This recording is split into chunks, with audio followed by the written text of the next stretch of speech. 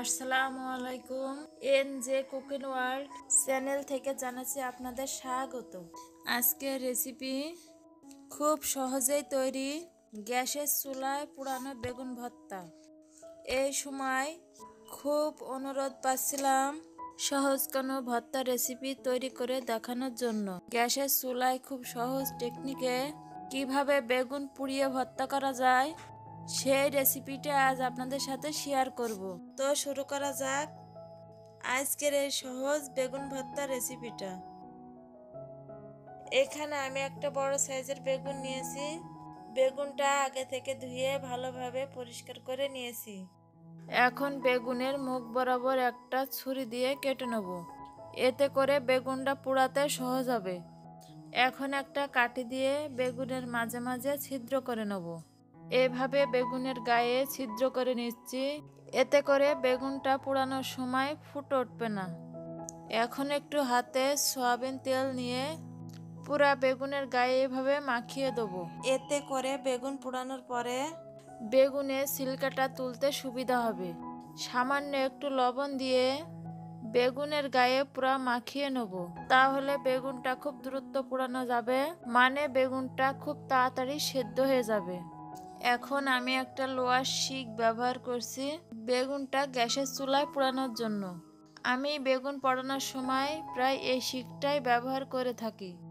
এখন শিকটা বেগুনের মাঝ বরাবর গেঁথে নেব, যেন শিকটা বেগুনের শেষ পর্যন্ত গেঁথে যায়।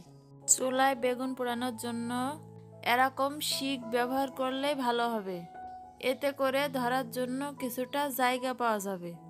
এখন গ্যাসের চুলায় বেগুনটা পোড়ানোর পালা।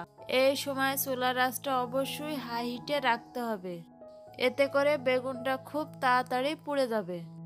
বেগুনটা কাঁচা থাকা অবস্থায় নিচের অংশটা পুড়িয়ে নিতে হবে। প্রথমে নিচের দিকটা পোড়ানোর পরে এইভাবে ঘুরিয়ে ঘুরিয়ে বেগুনটা পুড়িয়ে নিতে হবে, তা না হলে বেগুনটা পুরোপুরি সেদ্ধ হয়ে আস্তে আস্তে নিচের দিকটা খুলে যাওয়ার সম্ভাবনা থাকে। অবশ্যই বেগুনটা পোড়ানোর সময় এরকম লম্বা জাতীয় শিক ব্যবহার করতে হবে। চাইলে আপনারা এখানে স্টিলের খুন্তিও ব্যবহার করতে পারেন। পোড়ানোর সময় শিকটা গরম হয়ে যাবে, এই জন্য হাতে তাপ লাগতে পারে। এমন একটা হিট প্রুফ জিনিস ব্যবহার করলে হাতে আর তাপ লাগবে না। তো ভিউয়ার্স, বেগুনটা আমার পোড়ানো হয়ে গেছে। এখন একটা পাত্রে রেখে আমি ঠান্ডা করে নেব। সম্পূর্ণ ঠান্ডা হয়ে গেলে বেগুনের এই ছিলকাগুলো হাত দিয়ে আস্তে আস্তে উঠিয়ে নেব। দেখেন খুব সহজেই উঠে আসছে। এখন বেগুনের ভাঁজটা খুলে একটু দেখে নিতে পারেন বেগুনের ভিতরে পোকা বা অন্য কিছু আছে কিনা। বেগুন ভর্তা করার সময় চেষ্টা করবেন একটু কচি জাতীয় বেগুন নিতে, এতে করে বেগুনের ভর্তাটা খেতে অনেক ভালো লাগবে। এখন ভর্তাটা করার জন্য কিছু শুকনো মরিচ ভেজে নিয়েছি, দিয়ে দিচ্ছি কিছু পেঁয়াজ কুচি। চাইলে এখানে আপনারা কাঁচা মরিচ দিয়েও ভর্তা করতে পারেন, তবে শুকনো মরিচ দিয়ে বেগুন ভর্তা করলে খেতে অনেক বেশি টেস্টি লাগে। দিয়ে দিচ্ছি স্বাদ মতন লবণ।